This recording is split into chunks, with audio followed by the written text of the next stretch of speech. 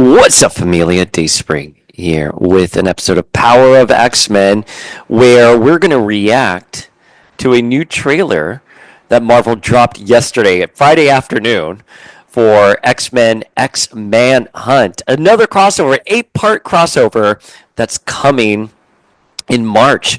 Now, I really wish we would have gotten the heads up that a new trailer was going to be coming. Maybe Marvel did tweet something or they alluded to something somewhere, but I was out to dinner.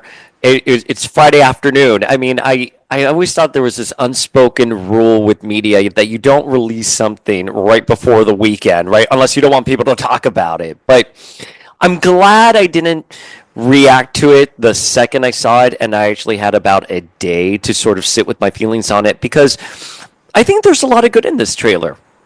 And as many of you know, I have been critical of the X books, and it has cost us some Familia members, but I have been critical about the X books since about Trial of Magneto, Hickman's Inferno.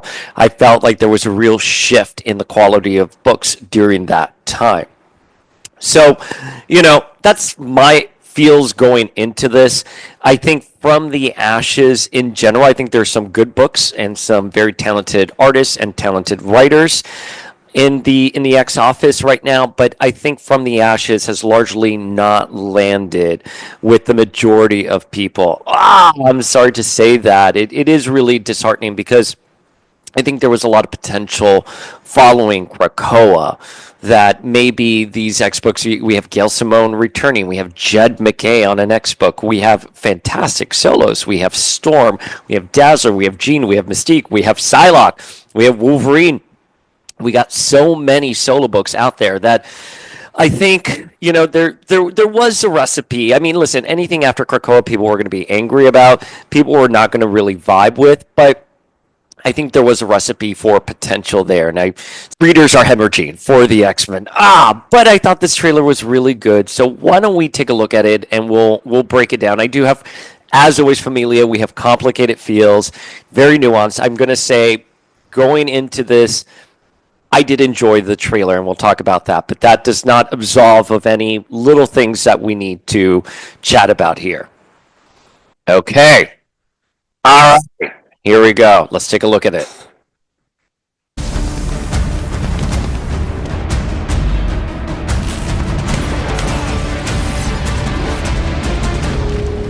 Maggot looks amazing.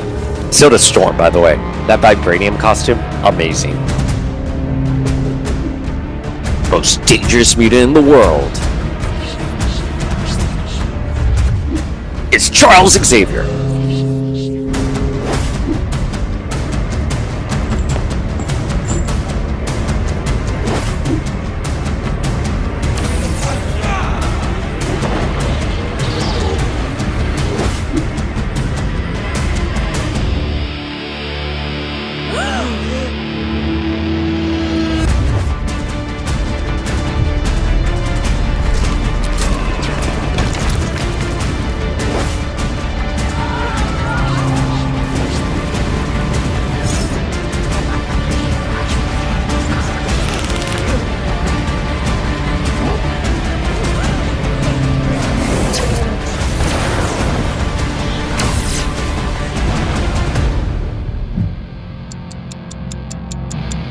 I love the graphics.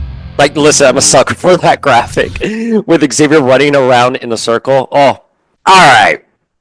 So let's talk about this. So the trailer kicks off with Cyclops' team. Now, that's Temper, that's Psylocke, that's Juggernaut, Kid Omega, Magic, Cyclops. It's a great looking team, I have to tell you. I love Jed MacKay's writing quite a bit. We have been a fan of Jed MacKay's here since his Moon Knight. We love it very much. So I love seeing his team here. Quentin Quire is one of those characters that it's taken me a while to like. I go through phases with Quentin Quire. I think when Morrison wrote him back in the day, Morrison's intention was for us not to really like Kid Omega. He was very like counterculture, starting riots, but then he ascended into the White Hot Room. He was kind of creepy with the Cuckoos. A lot of people forget that he was kind of creepy with the Cuckoos during New X-Men. and that carried over in Phoenix Sunsong. I thought when he came back with Wolverine and the X-Men, he was great. I did not love him that much during the Krakoan era when he was on X-Force. I think it was a little too much Kid Omega in terms of his personality. However, in From the Ashes, I really like his design, and I think he's been a fine addition to Cyclops' team. And obviously, I think Magic and Cyclops are two characters that work so great together. I mean, ever since AVX, post AVX, thought they work so well together. So well together. So we have Storm versus Cyclops. What? And I don't know how I feel about this. I mean, wasn't Cyclops just fighting with Rogue? It's like Cyclops is always fighting with someone, another X member. And I don't know how I feel about this because this just feels beneath Storm to fight for Cyclops. I mean, she was Soul Regent. She's currently going through the Eternal Storm storyline in her book. I love the vibranium armor. It looks chef's kiss. I want a Marvel Legends of this new vibranium armor. But this feels very been there, done that. And Storm, of course, infamously fought Cyclops for leadership back in the 80s in Uncanny X-Men 201, I believe. I should have looked that up before I before I hopped on here. But what I love about Storm as a character, let me tell you, is that she already fought Cyclops, and I think she is a character built on growing and evolving, and I think a very young Storm will fight and win leadership of the X-Men from Cyclops.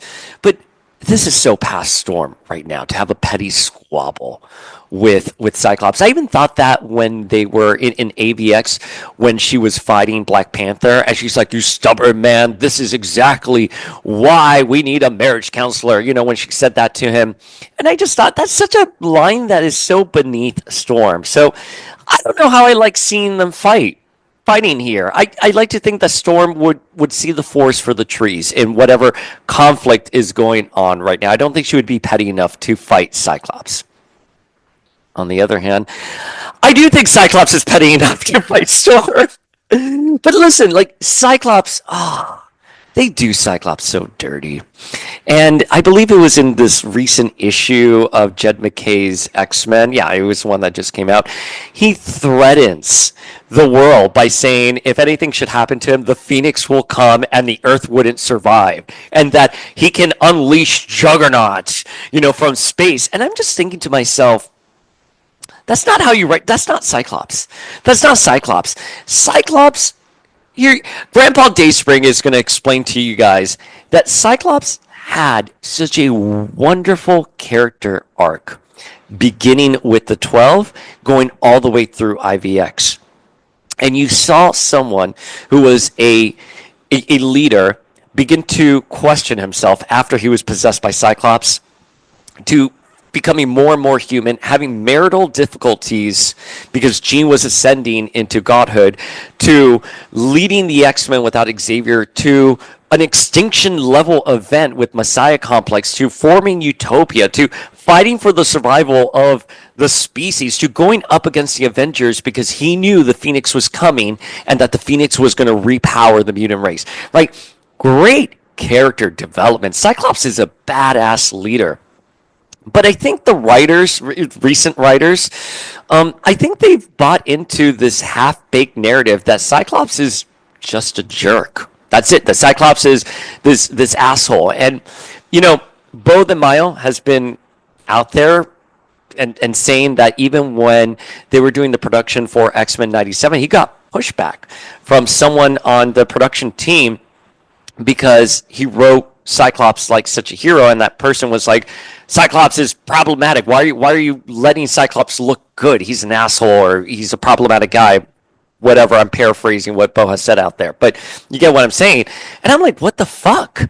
You can tell compelling stories where the characters aren't at their best, but at the core of it, it's because you're telling a story, because you respect this character and you feel that there's something that needs to be said.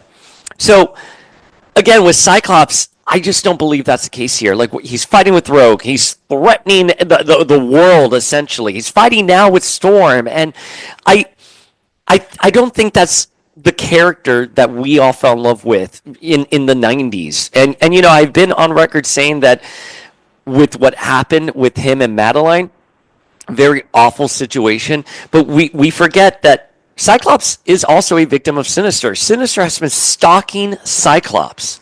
Sinister has been stalking Cyclops since he was an orphan.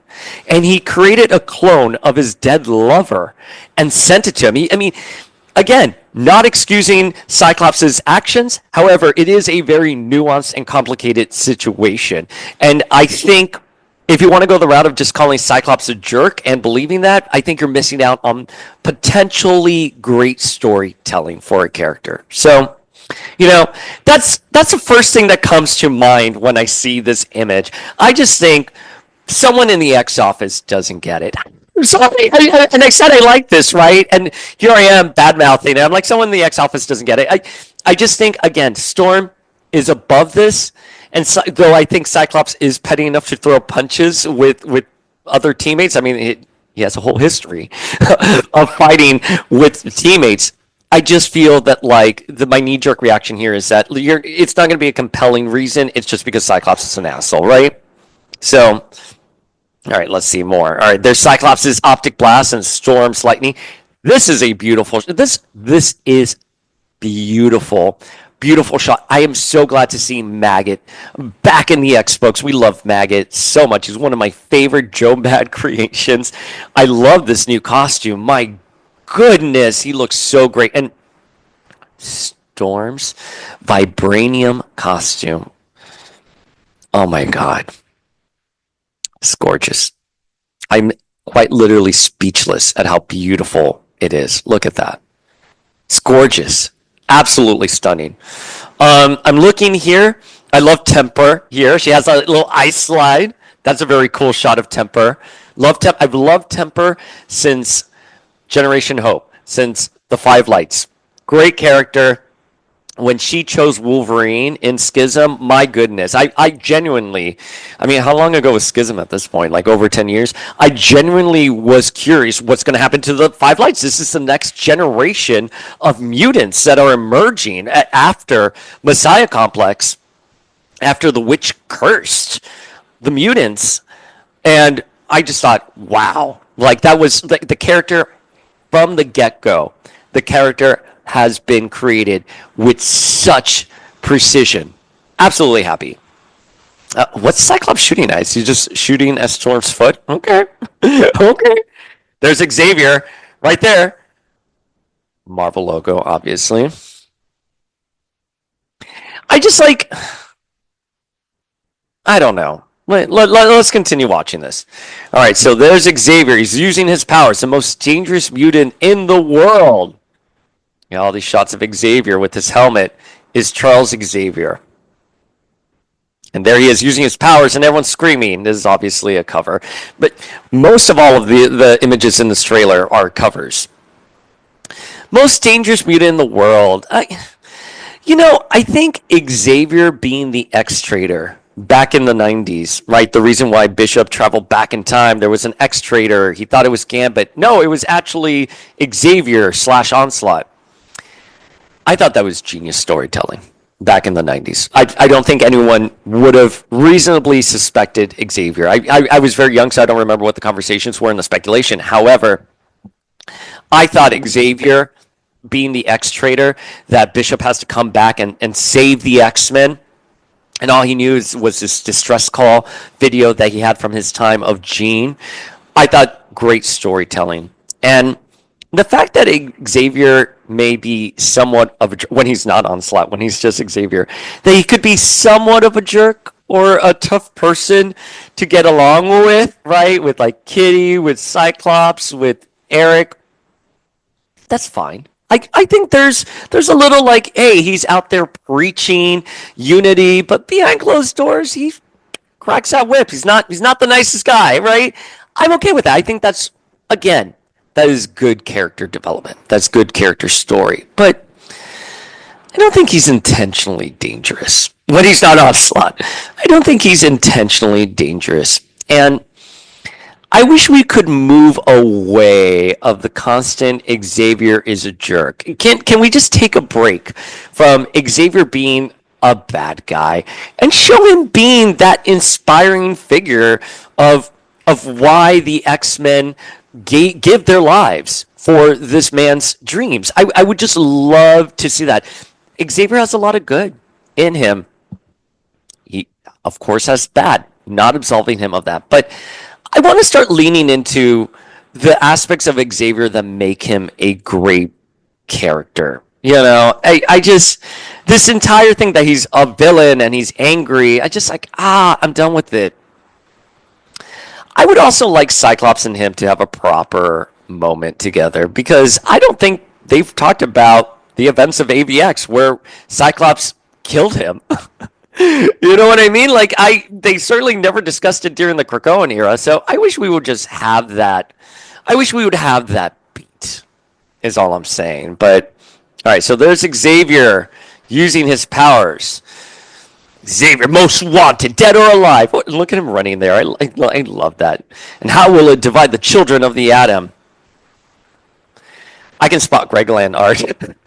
Once you see Greg Land art, you can never unsee it. Obviously, you know what I'm going to say here, Familia. Yes, not regarding the art, but Cyclops' optic blast hitting Havoc. It shouldn't work. It shouldn't work on him. I think a lot of people in the X office just don't remember or don't care enough to remember that mutant siblings, their powers don't work on each other. And this is a cover. So maybe what happens on the cover, it's just that. It's just a cover. It doesn't actually happen in the story. But, if I'm an editorial and someone submits this image, with this cover, it would be like, great shot. Maybe we swap out Havoc for a different character because this should not be happening. And we can talk all about, the science of mutant powers, and maybe it's just like ricocheting off of him. Cyclops is supposed to have combustible beams, so maybe it's like, but why open that can of worms? Why open yourself to that scrutiny? It just doesn't make any sense. But again, I think no one cares anymore about some of the X-Men mythos. I know. I said I like this, right? I said I like this, and here I am dissecting everything. Storm looks great there. Love Storm there. This is also a cover. What is his mission? That's very Moira-esque. I love this shot. Now, the reason why I like this so much is because I'm hoping this is more than just a crossover of X-Men fighting each other, but Xavier sort of going through his history. We're seeing a homage here to Moira in House of X, Powers of 10, right? That infamous scene where, the most important moment in X-Men history as it was marketed, he's wearing the hat and he's giving that coy little look. That was exactly Moira there.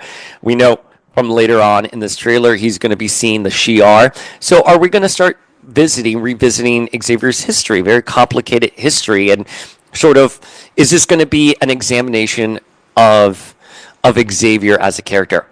I love that. Sign me up for this eight-part crossover event in March. Love it. I could be sold on that. That is a very compelling reason to have this crossover. But if it's going to be something like Raid on Grey Malkin, and it's just going to be characters fighting, and we'll just get maybe one or two beats for Xavier, I would be a little disappointed. I would be a little disappointed. Okay. I love that they're like, first of all, what do they do in the Marvel office? Do they just send out an email company-wide and they're like, hey, does anyone want to provide some voice work for these comic trailers? Because they're like, Magic looks so startled there. It feels a little out of character that she would be so shocked. Like, Magic does not... Girl's been to Limbo and back. She has so many inner demons. I don't think much would surprise Magic. So it's kind of... And Juggernaut, too. Juggernaut's like, I told you, everyone. I told everyone Xavier was a jerk long before Kitty Pryde. Storm looks beautiful there. Oh, and again, I love this graphic of Xavier just running around. All right. So here we are at the Shi'ar. That's great. That's Exandra. who's his daughter with Lalandra. So we're obviously going to be there. Wow, Deathbird looks angry. She's always angry, right? She's like, I don't want to deal with this Milky Way ghetto. Um, I'm always happy to see Deathbird. So again, we're starting to see some really good elements here for this trailer, right? We have Xavier, a homage to Moira. We're seeing the X-Men fighting. We're seeing Maggot. We're seeing the Shi'ar, Deathbird, Zandra. I I could be sold on this trailer. I could be sold on this story if they do it correctly. I cannot help but not get excited.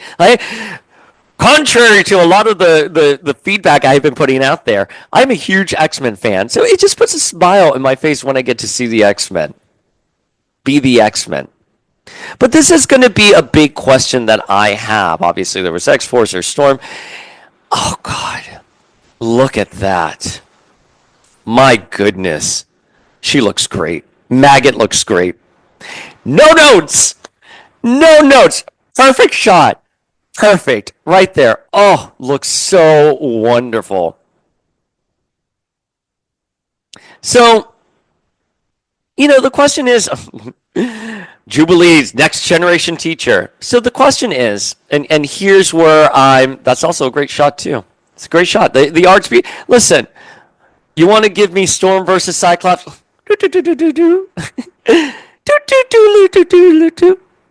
You want to give me Storm versus Cyclops, but you're going to give me cool art? Listen, at the end of the day, I'm not a complicated reader. Just make it look cool and I'll be happy. But is this like a back to basics kind of situation, right? Like the X-Men fighting each other. I mean, it's a lot of X-Men versus X-Men. Xavier on the run, right?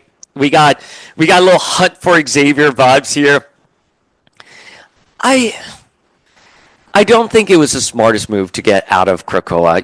I think Krakoa definitely towards the end needed a reboot, but the reboot being the new status quo is that the X-Men are on Krakoa, and that is where X-Men stories take place there. That's the new status quo. Or you go back to the mansion. You just hardcore pivot back to the mansion.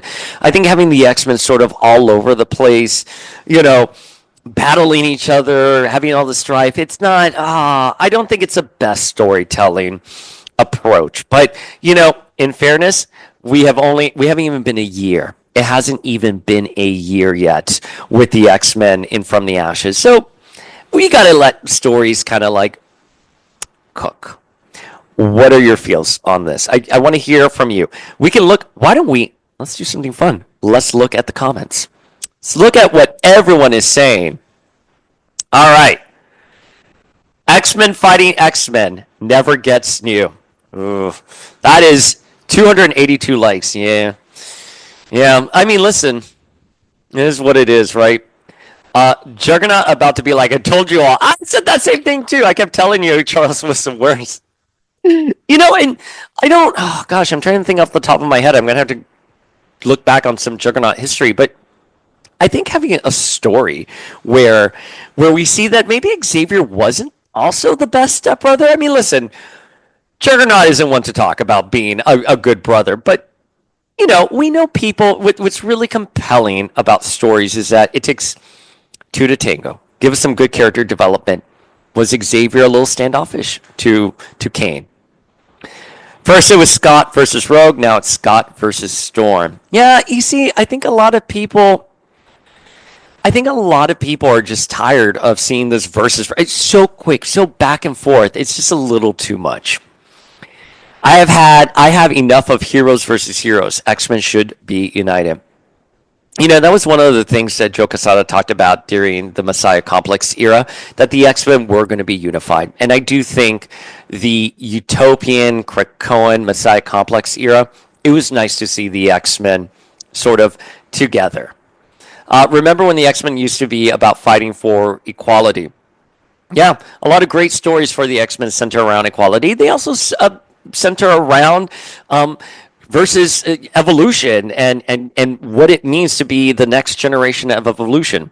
It obviously during House of X that splintered a little bit because we found out that humans were actually the next stage of evolution because they would join with the phalanx and climb up the evolutionary ladder where mutants were a little spike. But sad the Krakoa age is over. I mean, I think they're hinting that we're going to be going back to the Krakoan age, right? We saw that Tempest said in Time Slide that I must be at the end of the first Krakoan age. I mean, they said that at the end of Fall of X, Fall of the House of X, Rise of the Power, whatever it was called.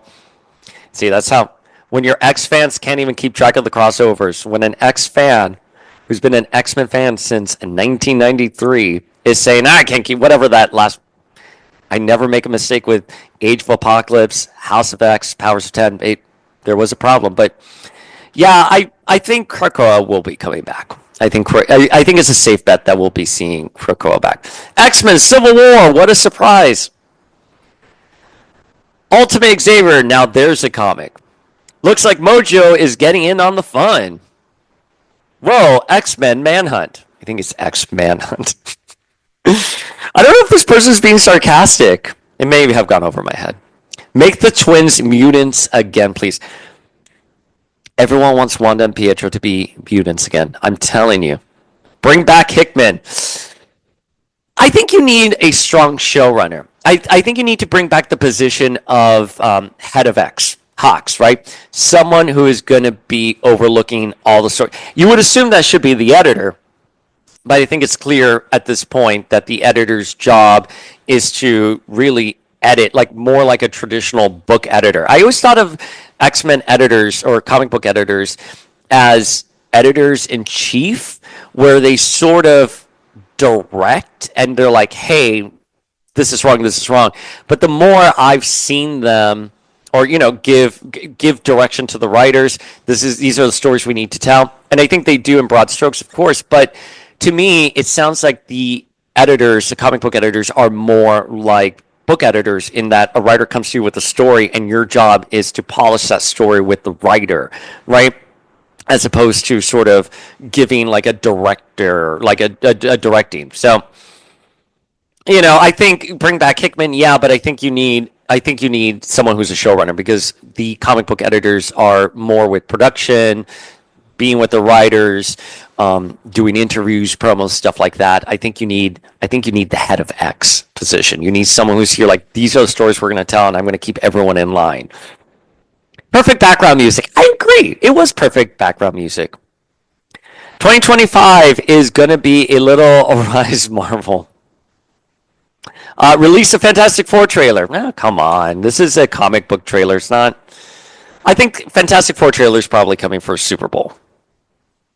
They're bringing back Lalandra. Nope, that's their daughter, Zandra. This looks so good. Can't wait to check it out. I don't like that. And by the way, I agree. There's an element of fun in this. I think that's what I'm responding very well to. I think that's exactly what I'm responding to. Okay. The Distracting Gamer says, guys, remember when Xavier was a chill, if manipulative teacher in a wheelchair and the X-Men were a cool group of teachers? Yeah, I miss those days.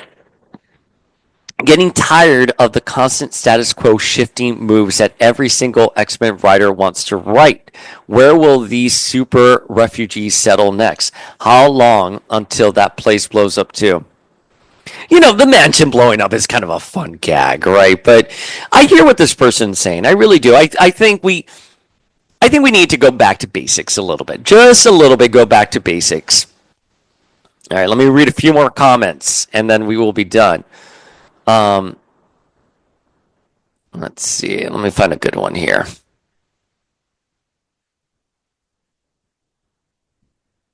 This is going to do to Storm's reputation what Civil War II did to Captain Marvel. I don't know if I don't think Captain Marvel. I mean, it's been a while since I read Civil War II, but I don't remember disliking Carol that much on it. Of course, this was a time when the Inhumans were being pushed and the X-Men were significantly marginalized, so I think my priorities were a little different. But I thought Captain Marvel was fine in Civil War 2. I really hope they don't do something. Again, I think when I look at this, my main thing is I think fighting with Cyclops at this point in her life is beneath Storm. I mean, this is a character who was sole regent, who traveled to the beyond to bring back Eric, who is bonding with eternity. I think this character is well past a petty squabble. It feels off again. And it's so funny. Years ago, like 20 years ago, I'm that old. I was part of a comic book club in Hell's Kitchen. Is it Hell's Kitchen or Chelsea? Whichever. And one of the persons that I was talking to was like, I get so tired of these big crossovers. Conversations haven't changed, by the way. Still having the same conversations in life. But he said something that I thought was really great, which is they spend years writing a character a certain way, and then a crossover happens, and because they have to appeal to general audiences, the character is written in such a two-dimensional light, and all the character development we had has gone out the window. And I'm like, that's fair. That's fair. So with Storm, that's my impression here. It's like, wow, Storm has had great character development. And now she's fighting. Cyclops, it feels so off. No Jean Grey. Jean's off in space. I don't want Jean Grey anywhere near this. I love Jean being in the cosmos. Looking pretty awesome. It does. Again, the art looks beautiful.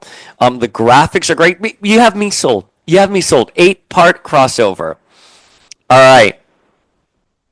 And we'll end on this one, which they say, I'm disliking this new era of the X-Men because this is the second crossover, with the first being Raid and Grey Malkin, where we have X-Men versus X-Men. Agreed. Why do it back to back like that? Back at the Krakoan era, the X-Men never fought each other. I'm sick of this. We already had Rogue versus Cyclops in the first crossover. Now Storm versus Cyclops. Now Storm versus Cyclops. I'm getting sick of this. Yeah. Marvel editorial has always had a fun relationship with fans. And listen, to play devil's advocate, I mean, the amount of messages they probably get of angry fans, what are you going to do?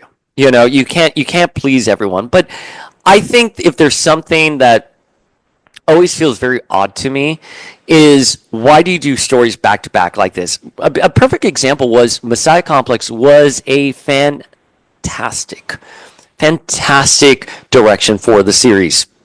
And you had the X-Men fighting for survival. They were on the verge of extinction. You wrap up that story in a grand big way with AVX, and then you do Uncanny Avengers with the Inhumans and the Terrigen. I always get, everyone always sends me DMs because I say it wrong. With the Terrigen Mist, wiping out mutants, being deathly to mutants. And again, it's now like the X-Men are on the verge of extinction again. And at the time, we were like, what? We just did an extinction story for the X-Men. Why are we doing another? Anyways, we had a very detailed conversation on this trailer. I want to know your feels on them. Again, I want to see it. It has my curiosity peaked. But again, just like everything in life, just because it looks fun doesn't mean that there aren't a lot of things to talk about, and we'll figure it out. All right, familia. Again, drop your feels in the comments. Slide into our DMs at Power of X-Men. Hit that subscribe button. Ring that notification bell. We really want to have more of a presence here on YouTube. So you let me know your thoughts.